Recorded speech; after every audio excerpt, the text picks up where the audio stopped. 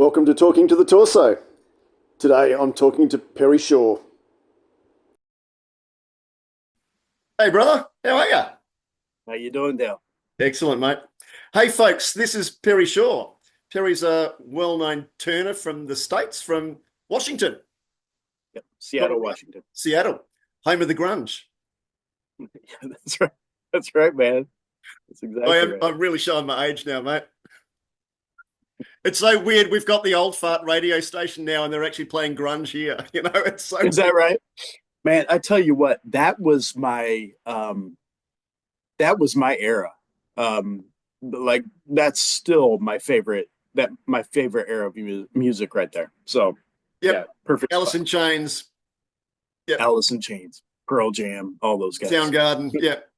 Temple of the Dog, you bet. Yeah, all those guys. Even Mudhoney and all that stuff. Dude, I love Mudhoney. Yeah, Oh. all of Now you're talking. See, we them. might as well not talk about woodworking now, eh? We're done. Yeah, we're done. Hey, mate, thanks very much for your time for doing this. I really appreciate it. As you My know, pleasure. I'm interviewing a number of people who are makers, not just woodworkers. I'm doing stuff across a range of disciplines, ranging from people who do needlework to pottery and metalwork and woodwork and even people who just live off grid because they're as Yeah, much man. makers as anyone. But I just find the whole thing really interesting, and I love the backstory about how people got there and what's all the motivation. I don't really care what lathe you use or what tools you use, or you know, I don't. Yeah, that's not the interesting stuff. The interesting stuff is how you got to your journey. Yeah. So Yeah. you're third generation woodworker. Yeah. Yeah. My grandfather was a carpenter and really hard worker. He was a farmer, a carpenter, probably several other jobs, but yeah, he had a nice workshop. And then my dad was a carpenter his entire career. In fact, he and I built the house that we grew up in when I was in eighth grade. He and I built the whole thing. And really, Dale, it was him building it and me holding the knapsack, right? But um, so yeah, I've always had some sort of affinity for wood in particular, trees, but mainly creating things out of trees that have fallen naturally. Yep. So yep, Well, that's certainly something that I've learned about you over the years is that, yeah, you love all that stuff. Sorry, I've got a personal stalker behind me. Um, yeah. Wait a minute, wait a minute. Let's explore this. Is that a dog or a cat? no, that's a Foxy. That's Harley. There That's we go. Hey that's my Harley, daughter's dog. very cool. Yeah, but yeah, that whole thing about fallen timber is really interesting, and that Yeah, second life stuff. yeah, yeah. In fact, I can't remember the last time. Um, I can't remember the last time I actively selected a chunk of wood that fell just due to wanting to be cut. I mean, it's almost always like storm fallen or found wood. Most of the wood I find on the side of the road. Um, so yeah, I really appreciate trees and what they do for our world and what they give us. Um, so I can always wait until they fall. And given that you spent so much time with your family and all that out in national parks and just loving all that stuff. I mean, I just love looking at the majesty of trees, just how big Yes. they are. Yeah, and you know one thing that is amazing. I used to live in Florida, and we don't have a lot of very tall trees there at all. They're kind of rugged pine or palm or something like that, some oak. But out here in the Pacific Northwest, the trees are absolutely massive, and the scale of them, especially when you have like the mountains and everything else, they can look utterly majestic because of just the sheer size of them. And I think that that's what I love about this area of the country is just so incredibly beautiful. And much of that beauty rests on the trees and nature around us. Absolutely. Are you dealing with mainly natives there, or have you got lots of blow-in? timbers now that have been imported from here, there, and everywhere that's just taken off, like our gorgeous eucalypts. Yeah, yeah, yeah. No, we've got a lot of maple. Uh, I don't. I mean, I burn Douglas fir. I don't turn Douglas fir, but a lot of maple, tons of maple actually. Um, I would say maple is primarily what I turn. There's some elm, other natural trees to this area, but um, mostly maple is around this spot. Are you being impacted by Dutch elm disease over there? Yeah, yeah, actually we are. There's not a ton of elm left here. Um, but but yeah, we definitely are. Yeah, we're impacted by it heavily. Because I was talking to, I don't know if you know Debbie Cool from Scotland. She's a, Yeah, yep. So Deb, we were talking about that not so long ago because where I grew up, right down the bottom of Australia, after colonisation here, all these pommy bastards decided to bring all of their pommy trees over sure. to Tasmania and Victoria. Uh, But that has actually effectively protected those trees. is that right? So it's interesting now that they're actually looking at reforestation of all the English elms back into the UK from Australian stock, which is a direct descendant from all that stock so long ago. But they're trying to get some biodiversity into it in terms of some genetics, um, so that there's some resistance to Dutch elm because yeah, it's just decimating everywhere in Europe, and it sounds like in the States as well. Yeah, yeah, yeah, for sure. That's fascinating. I did not know that they were trying to reforest with science is amazing, Isn't isn't it it? cool? Yeah, it really is amazing, man. I love that stuff. Yeah. No, I reckon that stuff is stuff that's absolutely fabulous, and it should be regrown back to where it came from. Yeah, let's take it back, right? Let's take it back to where it came from, for Yeah. sure. Yep. And then we can brag about, well, you sent us bastards out there years and years ago and banished us. So, That's right. I Yeah. wonder who actually got the best deal. I think we did. Well, you send them back the improved version, maybe. Yeah. So, when was the first time you actually saw someone on a lathe? You know what, man? It was me. I was the first time being no. Actually, let me take that back. The first time I saw someone in person was me. Yep. So in 2017, uh, it was, I was working in healthcare at the time, and we had massive layoffs, and I was in a leadership role at the time, and so I was a part of those layoffs, delivering the news and that type of thing. And it was just a really tough year because it happened quarter after quarter. And I was working really insane number of hours, and I needed to figure out a way to get out of my chair. Yep. To be frank, I was like all up in my head doing work and everything else. And I one night I was like, I need to find an activity that gets me out of away from the computer and just gets me connected back with my hands. And so I jumped on YouTube like so many people do, and I was scrolling and I found this guy from Canada making bowls on a one-way lathe. And it was the coolest thing ever. I was like, you know what? I love that. That's amazing. So I went down that rabbit hole and kind of like forgot about it for a while because work bumped up again. And then um, my dad had to retire. He had both of his he had his foot his ankle replaced and his foot fused, and then he had both knees replaced. You know, he was a carpenter, he's always on his knees and that type of thing. And after a period of time, I was like, Dad, let's outfit you with a let's get your workshop set up. So Yep. like right around the time where I was like needing something, he was needing something as well. So we got his workshop set up, and one of the things we had purchased was a lathe.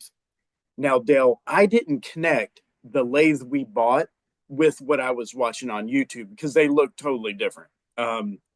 What I was seeing on YouTube was a lathe. What we bought was a Delta old style, pretty rickety machine. And It still so we does got roundy roundy. You know what? Yeah, it moves. So, um, one day after we had gotten my dad set up, I went over to their house. It was January the 13th, um, 2018. And I was like, "Hey, Dad, what is that machine over there in the corner?" Because, like I said, it didn't look like what I had been seeing. Yep. Like he's like, "Oh, that's a lathe," and I was like, "Oh, that's a lathe. All right, sweet." So, um, we slapped a some end grain oak on, yeah, and it was hard as a rock. End grain oak on there, and I turned my first bowl that day, and Dale, I never turned back after that. I knew exactly what I needed to be doing, and I started rocking from there. Welcome to the rabbit hole. That's right, exactly, So exactly. that's seven years ago. Well, just on your anniversary of 7 years ago. Yeah, yeah, yeah, exactly. Yeah, 7 years. So you had no formal training or you had no mentorship or anything. You just went bring it on and self-taught. Yeah, I've never taken one class. But I've in the modern era of YouTube and Instagram, I've been able to become friends with some really accomplished wood turners over time, and they've helped me immensely, but just from afar. Um, but you and I both know if you spend enough time in front of the lathe and you're focused on incrementally getting better, you're probably going to get better. And that's what I did. The first year, I would wake up at 2 a.m. I would start work at like 7, my real work job, but I'd wake up at 2 a.m. and I'd turn from 2 a.m. to about 6:30 in the morning. Then I'd get cleaned up and then I'd go to work. And You then, have got the bug. yeah. And that was 7 days a week. And then I'd spend time with the family after work. And then when everybody went to bed, I'd go back to the lathe for a couple hours. So I only need 3 or 4 hours sleep a night. And that's exactly what I was getting because I was in front of the lathe or doing something otherwise. But No, that's unusual. yeah, yeah, it was. But like, I mean, to from get the bug whatever, that bad and that hard to spend that amount of time, but that leads to such speed in proficiency in yeah, terms of I rapid really uptake of proficiency.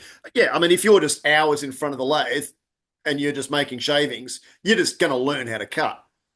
precisely that. And I did.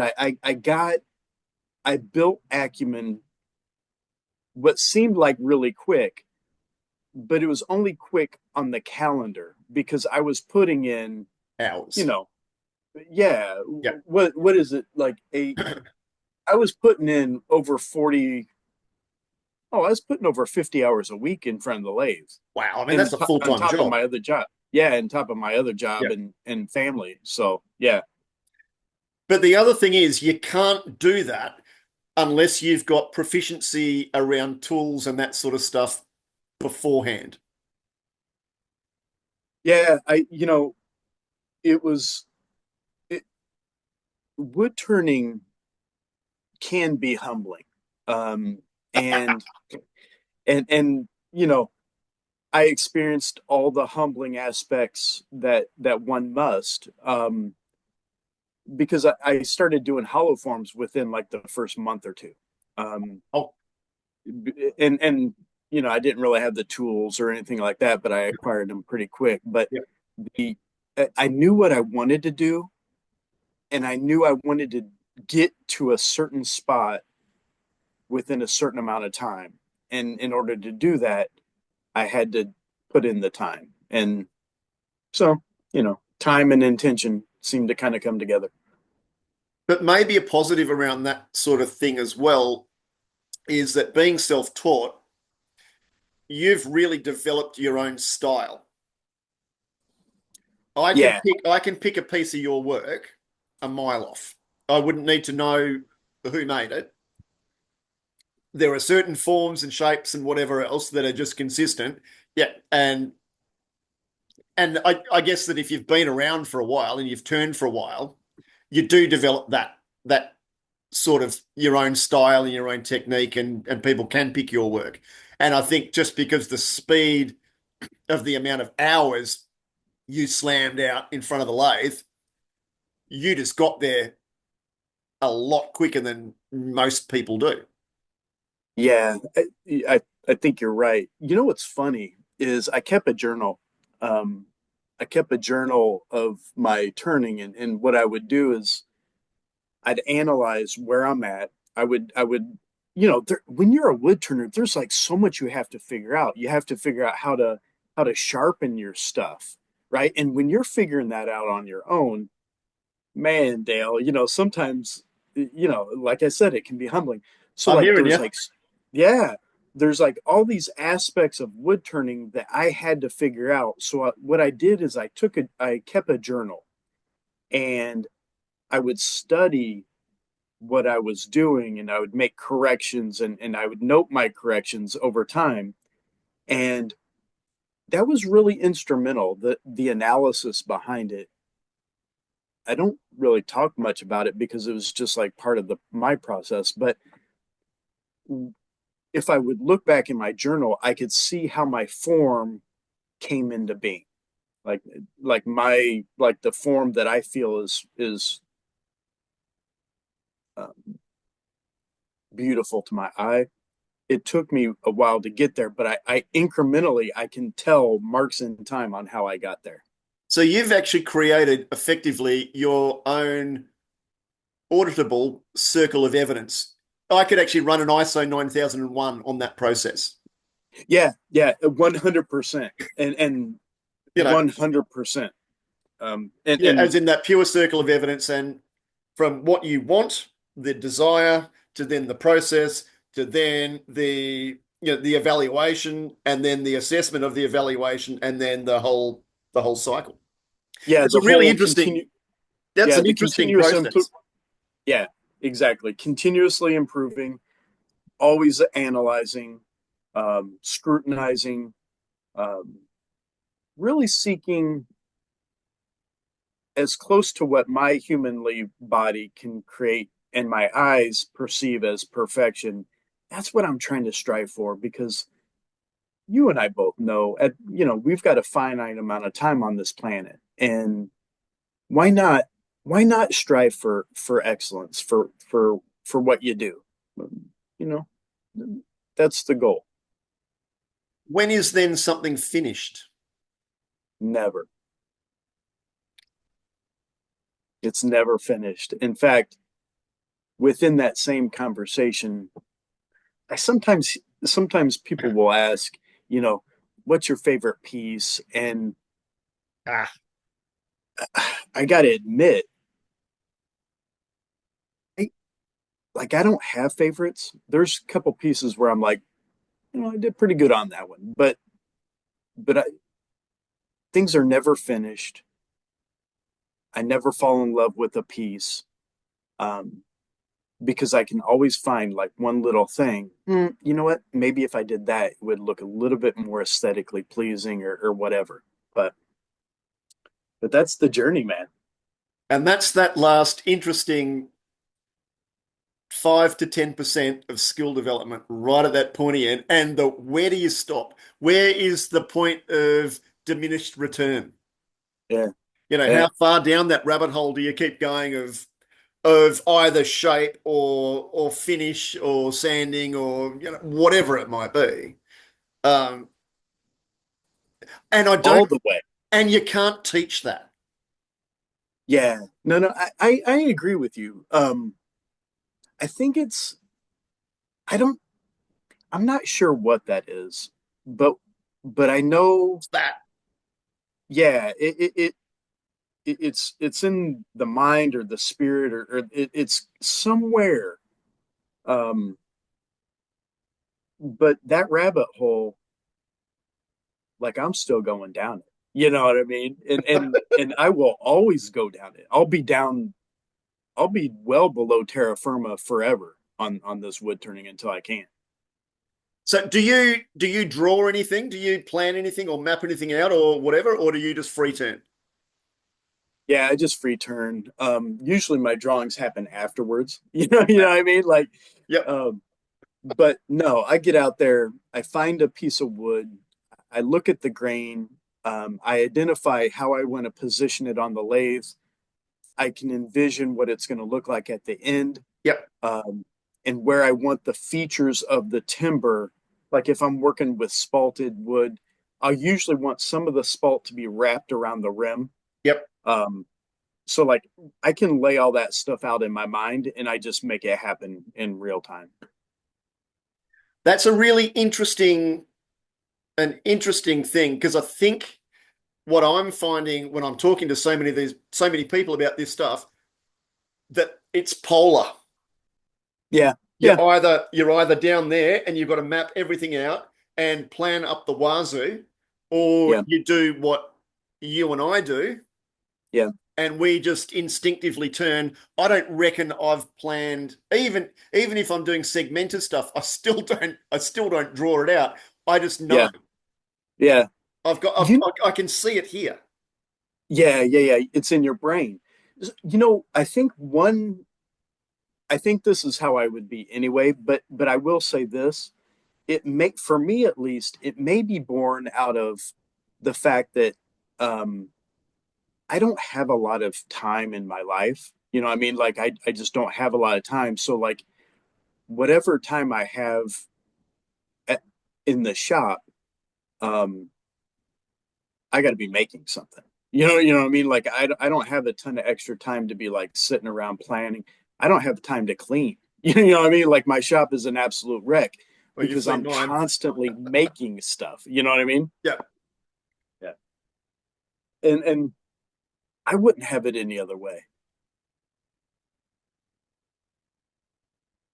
but I don't know how to do that. I don't know how to do the planning, but I don't know how to study. I mean, when I all through school and uni and whatever else, I've never studied for an exam. I don't have that skill. I don't understand how to do it. Yeah. So Yeah. Yeah. everything is all either remembered or it's just naturally done. And like I guess all of my forms are done a lot on Fibonacci and I didn't Yeah. learn that until later. Sure. Sure. Sure. Um, It's funny you say that. Um, Back in the day when I was at university, um, I love to read. In fact, there was like 15 years that I didn't watch TV. Like I just didn't have a TV. But I was constantly reading. Um, when I was at university, um, I wasn't really reading any of the books for the class. I was reading whatever was interesting to me. But because I had already read a bunch of books similar to what I was studying in the class, I would show up for class, but I didn't really study. You know what I mean? Like it was like I was just it was just another day in my life that I was just rocking. You know what I mean? It's just like how it was. yep. And even if I sit there and listen, it'll go in, and then I've That's heard right. it, and it'll stick there somewhere, and That's right. I'll be able to regurgitate that out at the other end somewhere along the line to make it sound like it is vaguely intelligent. 100%. That totally resonates with me. Yeah, and I found lots of makers who are at my end of the world who don't do that planning have very similar experiences around that sort of stuff and around learning and yeah. And I mean, I'm, Yeah, I'm lucky I can do that. because I think probably, and tell me if this is a leap, but I'm constantly learning. Like there's not a moment in my day because I don't watch TV. Like everything I'm doing is some sort of like information download. And over time, all of that kind of congeals into some sort of thematic approach to life and you kind of learn a little bit about a bunch of different things You get good at shit. if you allow yourself to. Yeah, right? Or if you allow you to believe yourself That's right. or believe in yourself is the other thing. That is a choice, right? Yeah, exactly. Yeah. So you've been turning now for 7 years and producing like crazy amounts of stuff. But I Yeah. guess you had a small, well, not small, yeah, significant life change a while ago where you sort of fell off the radar for a little while. Yeah, yeah, I did. My my right shoulder and upper arm um became paralyzed. So I did. I kind of fell off the radar for 3 or 4 months. Uh what let me Dale, are you okay if I just tell the story? Okay. All right. Go So for it. 3 years ago, I felt something in my elbow while I was turning. And it was during COVID, and I'm not really keen on physicians anyway, so I never went to the doctor. But I knew something had fundamentally changed at that time. And um, I was having like arm weakness and that type of thing, and that stretched on for about 2 years. And um, there was really two things playing out. One is I think I tore a muscle in my upper arm, and two, I was having degeneration in my neck. The C4, C5, C6, C7 were uh, like all of the nerves were being collapsed upon themselves. Yep. And so when I finally got around to going to the doctor, um, I was going because I thought I needed a muscle repair because I wasn't able to use my arm anymore.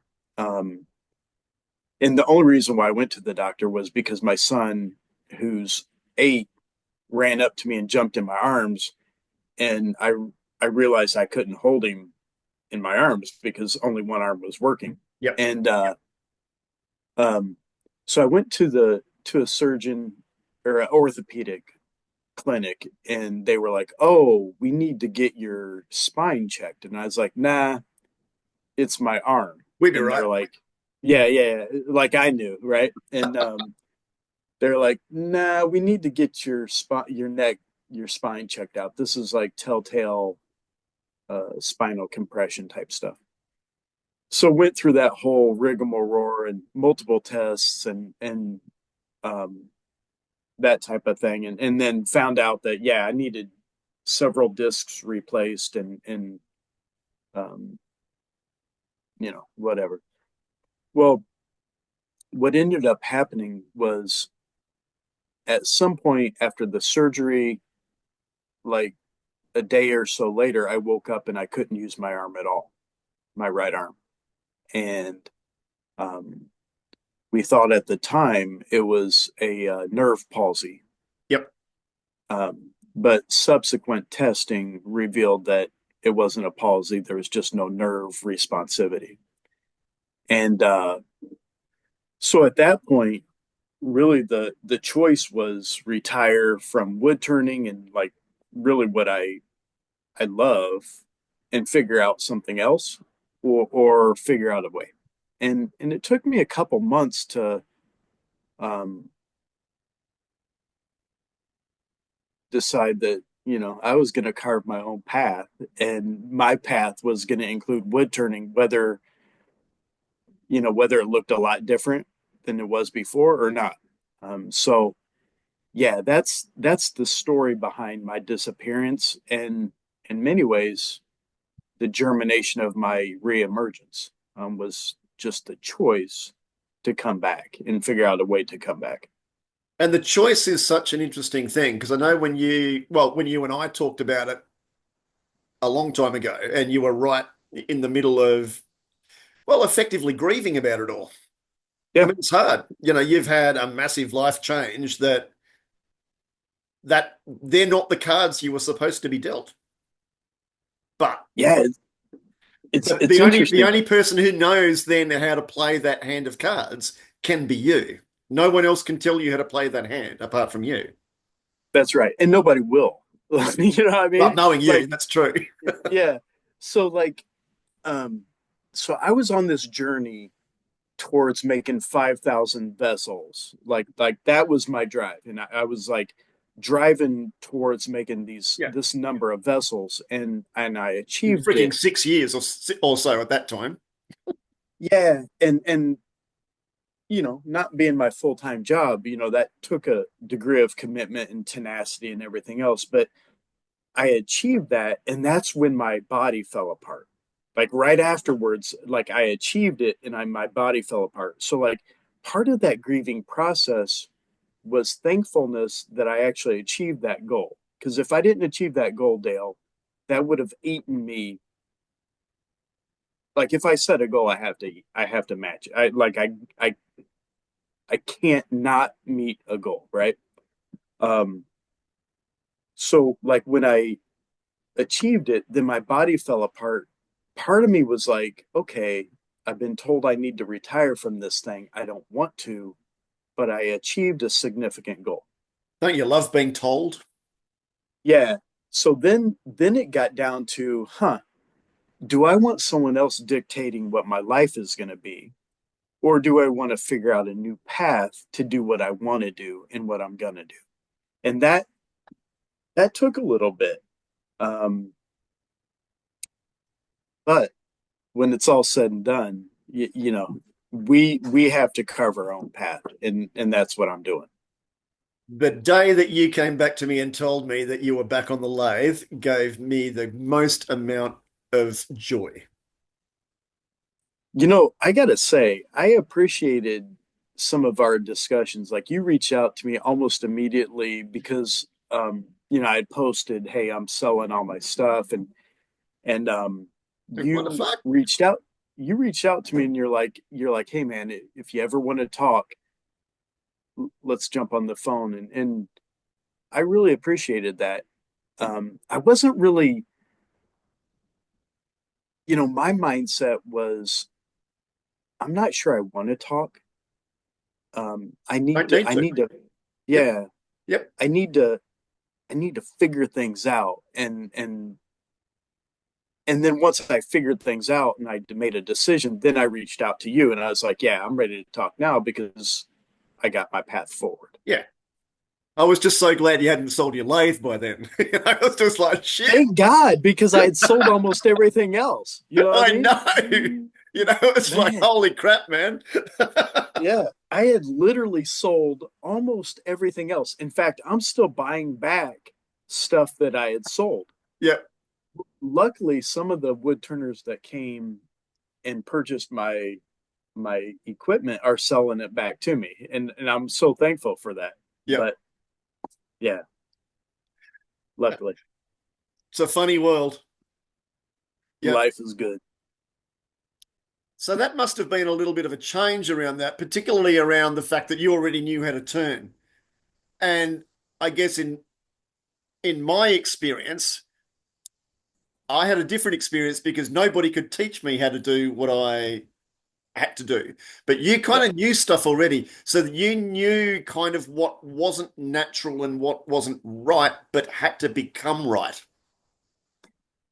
yeah. The first day back in the shop was really strange. Well, one, it was kind of emotional because I was, like I was told I couldn't do it anymore. And then I was doing it. So I didn't know if it was actually the right thing to do. Right. So it's like, I'm doing this, but I'm not sure if it's actually smart to do. Um, but as soon as I got on the lathe, again, it, everything was the same and everything was totally different. Um, Yeah. all the movements were the same, but they were totally different, and only different because my body couldn't do what my mind was so used to doing because I had done it, Yeah. um, thousands and thousands of times. All your muscle Uh, memory had disappeared. yeah, like all the muscle memory disappeared. So like what I was finding was like there was aspects of it that was like really easy to do because my mind already knew how to do it. And then there was like limits to what my body would now do. And I'd be like, oh, wow, I can't do that anymore. Right. So then I was like, okay, if I can't do that anymore, is there a different way to do it?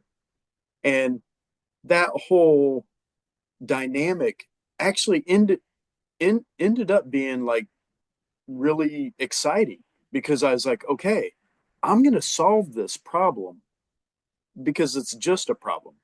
And I'm going to figure out a way to do it. It might look a little ugly. Um, but I figured it out. And within relative short order,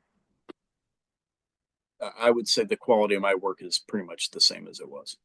After you'd spent another 20 million hours in front of the lathe over 5 days. Uh, yeah, that's right. Yeah, you just cram a bunch more hours into a day. Yeah.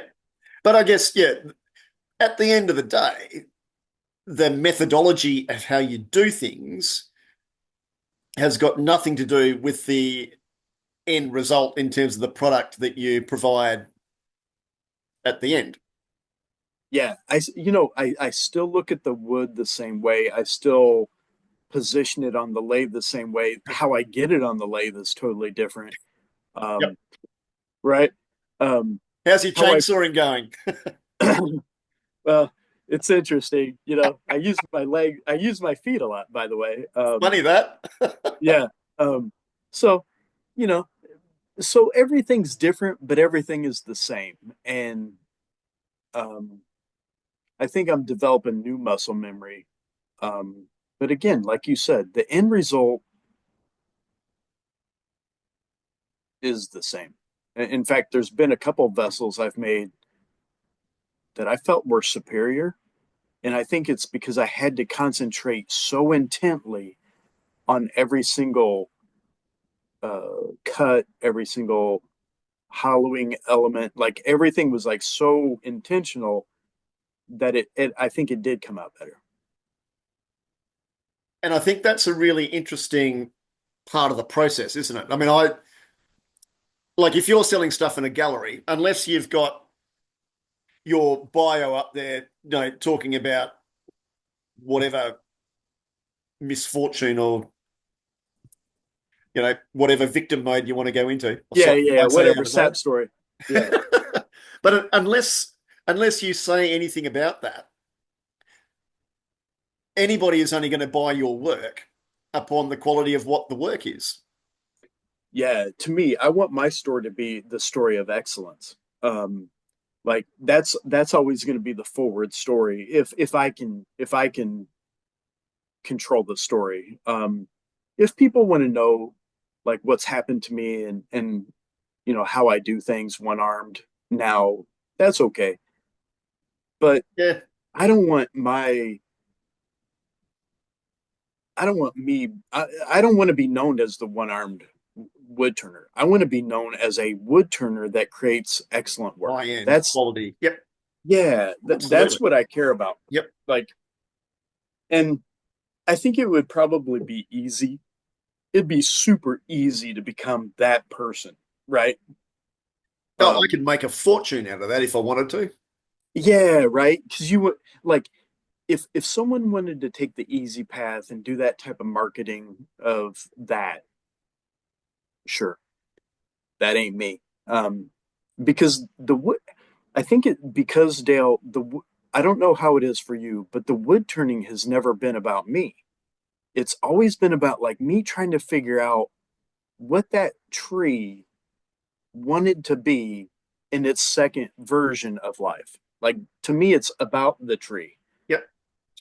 I mean, I I'm had a just, weird thing that my old man, my dad was a master turner, uh-huh. and he was a master turner. He was one of the last loggers in Tasmania. And he became a turner effectively because he had a really bad brain tumor. And Huh.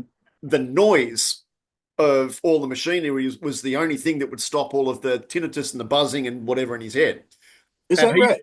yeah, and he became one of the first, commercial artist turners in Tasmania. And yeah, he ended up having this, unusual, strange kid with no legs and one arm or whatever else. And I ended up in the shed with him, and he didn't care that. I know. Yeah. So this is my 50th year of turning. My man. My Um, man, I love that.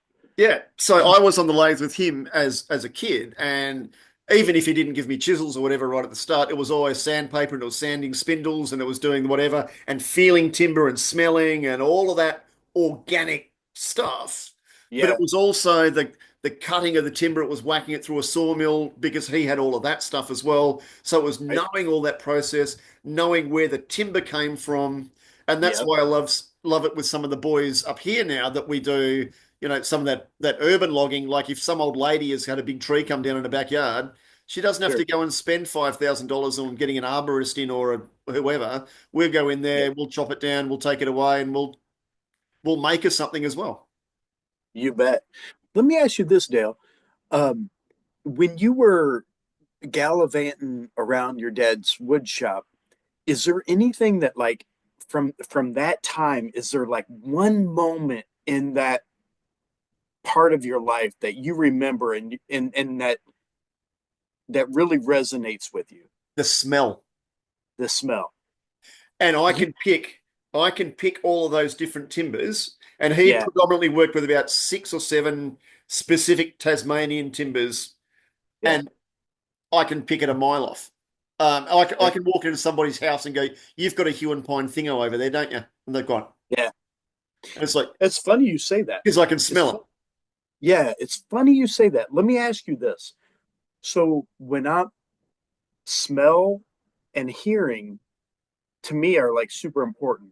Um, and I know when a piece is the wall thickness is uniform and everything else just by the sound of it. Because you can hear it. Um, And if something's going to yeah, go wrong, you hear it before it you, goes. yeah, you totally hear it. It's actually helped me now that I have one arm because I don't even know why. But my first year of wood turning, probably because I turned in the middle of the night when my family was asleep, there was several months where at least a couple times a week I would turn with the lights off and like blind wood turning. And the idea was to be able to understand how things sound as I'm wood turning, right? But also how they feel. How they feel, Yep. how they feel to the hand and Yep. in the absence of vision, right? I do it with students that I'll turn, if I've got the same student who is pretty committed to stuff Yep. and is wanting to have a longer term play over, a period of time, Yeah. on about the third session, I'll get them to come over to my lathe and I'll turn an egg blindfolded, Yeah. or I'll just shut my eyes, Yeah. Yeah. Yeah. or I'll just sit there and talk to them. Well, you're doing it. Yep. Yeah. Yep. Just to show, but my ears are still going and my hands are still going and I'm feeling Yeah. everything. So every other sense is going. Like, yep, Right. I'm looking at them and talking to them or whatever else. But my maybe it's like the drumming thing, when you've got feet and legs and I don't know, all that crap. I've only got one of these things, so Yeah. Yeah. Yeah. Yeah. but I don't know but you about know what either. I I only mean? got one arm that works. Same shit. Yeah. But yeah, maybe it's a little bit like that you manage to isolate those senses. So I can do different things and I can be hearing different things. So I don't rely always just on sight Yeah. because sight gets you sometimes into trouble. Sure does. Sure does. Yeah. No, so much of about it is the sound, the feel. But you know what? Let me ask you this, and I don't think I've ever asked anybody this, but I can almost smell where I'm at in a piece too. So like, Oh yeah, yeah, right? yeah. Like you're how if I'm hollowing If I'm something, getting thin, I can smell that that's thinning out. It's almost yeah, yeah, yeah, it's not a yeah, burny smell, but it's a thinny. Yeah, it's a yeah. totally. Okay, I'm glad somebody else can experience that because that's exactly what I like. Because I I'll do can that with smell. goblets or with lampshades or anything like that. Yep, similar Yep, sort of thing. yeah, And okay. maybe it's the shavings heating up or the resin heating up or whatever it might be, even within the timber. The smell is different. And I It's don't a I don't turn with a respirator on. oh, I don't either. I turn with a big bastard fan, because that's my vague occupational health and safety when I don't have students in the shed. Um, I'm the Don't worst. go there. Yeah, I'm the worst because I don't wear a mask. I don't wear a respirator. I don't do any of that stuff. Um, and I probably should, but I don't. And I have no plan to start. It's just this is the life I'm living. That's You your know what I life mean? choice. Yeah. Yep. I You, lived hey, 30 years. I've this lived 30 years longer than I was supposed to. So that's right for you. And this face can't get uglier. You know what I mean? So hey, if it gets altered a little bit, it's what it yeah. is. Well, this one can't get any grayer either, mate. This is not even grey now. This is white, and I've earned it. Uh, Absolutely. But yeah, that stuff, and I reckon you'll find that now more and more with the way that you are adapting to your turning. That stuff around feel is going to become more and more intrinsic to what you do. It won't be more important. It will just be intrinsic. It will be what you do. Yeah, luckily I was paying attention to that prior to my paralysis. And I don't know why I was paying attention to it, but it was just part of like the data that I was uploading and analyzing. And Yep. now it's been fortuitous. You know what I mean? There by the grace of God go I sort of thing, really, isn't it? That's right. Yeah, in some we're ways. lucky. Yeah. But but really that's though just an extension of where your mindset has always sat with the making thing and around your level of creativity and how you do it. That's there's really nothing different though in your process apart from the fact that you do things slightly differently. The actual Yeah. fundament of the process is still the same. Yeah, it's identical. You're right. The foundational process is the same. The approach it evolves a little bit, and admittedly, it's still evolving. I'm still learning, um, and I always will. But yeah, it's the same. It is what it is.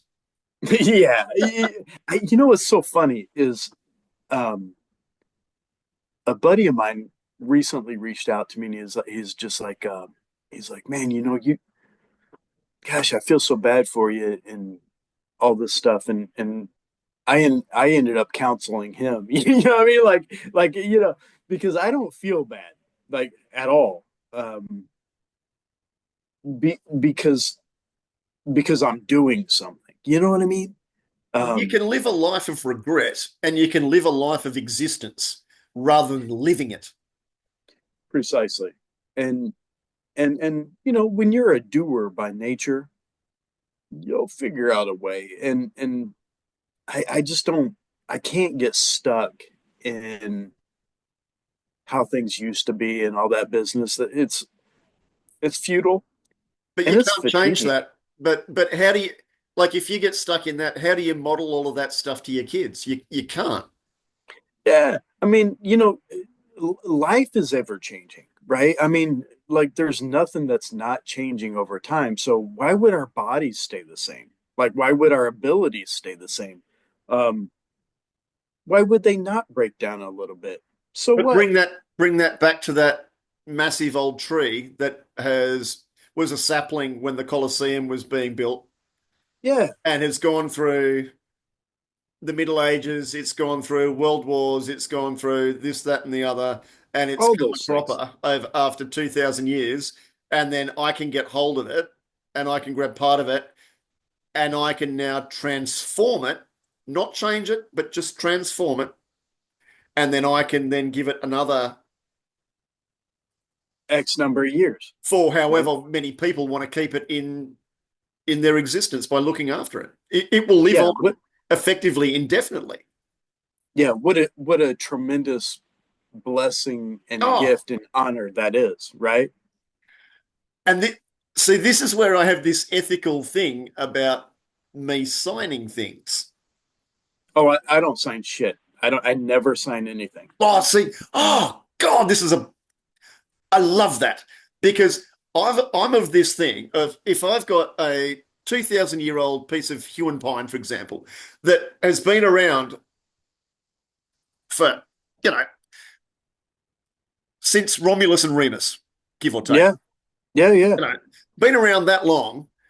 And then I'm lucky enough to get a bit of this tree.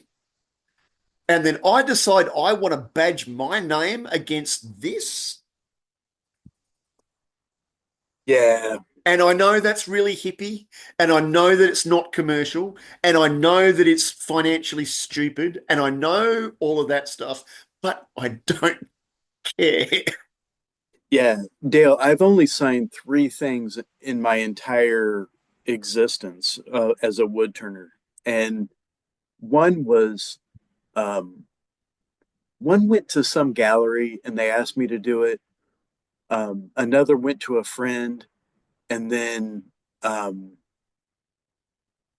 I can't remember what happened to the other, but um, I've even been asked by people, "Hey, can you sign it?" And I'm just like, "Nah, I just don't feel comfortable signing the piece of wood because it's again, it's not about me. It's not about me. Um, I'm helping shape and create and reform and all that other business, but it's always about the tree. And why would it not be, right? Why would it not be? Now, I get why people are like frustrated by that because they're like, like I've even gone to like garage sales. I don't, do you guys have garage sales there? Yep, yep, yep. Okay, all right. I've even gone to garage sales and I've picked up like wood turned items and like I've turned them over and there's like no name and I'm like, why wouldn't they sign it? And then I'm like, wait a minute, I don't sign it, So like I get it. But like um it's there's no reason for us to sign these things other than hubris, right? Because the vessel, the bowl, the whatever should just be appreciated for whatever it is. And I don't have any problems with people who do sign their stuff. Probably smarter economically to do that, Yep. but that's not going to be me ever. I'm not ever going to sign that stuff ever. Kudos, brother. I'm in the same boat. And the other part of why I'm in the same boat, and don't ever get me to put the name of the timber on it. Holy, Yeah, I'm not going to do that either. oh, no, that's even worse. What? Why is it worse for you? Because I'm a real believer in storytelling Yeah, and in about talking to people. And for example, if I am at a market or if I'm at a gallery, I've got a gallery exhibition or whatever else. If I right. put all that crap on the bottom, people pick it up, turn it over, look at it, put it down, walk away. Yeah, But there's no story involved. yeah, So it's there's stuff that's been given to people. It's like it's like the difference almost between reading a book and seeing a photograph. With a yeah, photograph, you've been given a certain set of parameters already. With a story, I can make up whatever I believe around that story from what I've heard. And to me, that is sexy. you're talking about the oral history. Oh, absolutely. And we've Yeah, got a you're talking about huge oral tradition of history. oral history in my country, as you do in your country. Yeah, yeah, And I've been involved around that oral history of traditional owners and first Australians and all that sort of stuff for sure. a long, long time. And Yeah, I love that stuff. But yeah, I also love the whole nature of just Tory stealing it, storytelling. Have another drink, son. Storytelling and telling lies because that whole thing of everybody knows that it's bullshit, but it's how you enrapture that bullshit and create that story and all of that sort of stuff. If I'm doing that also like with a piece of timber, none of that is able to happen. yeah, It's just given. yeah. It's interesting. Like to me, um, I am the absence of the story. Like I don't tell stories around my stuff at all ever. I could see why you would though, because that it's true. It's interesting. Like, but I just present the piece. Like And that's that's my perfectly okay too. yeah, exactly. Like that's the beauty of wood turning is like we all have our different styles, and like once I present the piece to the world, I'm out because I've already by the time it gets to the world, I've probably made 10 other things. You know what I mean? Um, but I only want to me, and I love every other aspect of what other people do, but to me, I just want the story to be the beauty of the piece. And whether that's the spalting or the form or whatever it is, that's what I want. I want the tree itself to be front and center telling its own story in the way that I can reveal it. You That's are that's how I feel. you're the conductor of the orchestra. Yeah, yeah, exactly. And then once once that song has been sung or that that note has been played, I'm ready to bolt because I've already been thinking about other symphonies to So play. You know what I mean? you've done that performance in Seattle. You're off to Yeah, man. wherever else. Yeah. Yeah, like mid symphony, I'm already thinking about the next symphony that I'm doing. You know what I mean? That might stop for a little while until all your muscle pulls through. But actually, it's probably already changing again now, knowing you. Yeah, maybe. Who knows? Yeah, who Hey, knows? dude, I really appreciate your time. This has been an absolutely cracking discussion. Well, too late, so turn some wood. My man, it's been a pleasure. Thank you so much for inviting me, Dale, to this conversation and engaging in it as well. I mean, it's the long and the short of it is the beauty of this craft is timeless. And we are two people on this journey, and there's been a bunch of people behind us that have helped us, and then maybe we can help others that are ahead of us. So thank you. I appreciate you. Too easy, man. I really appreciate it. And folks, go and check out Perry's work. He's got some website stuff that I'll whack down in the description later on.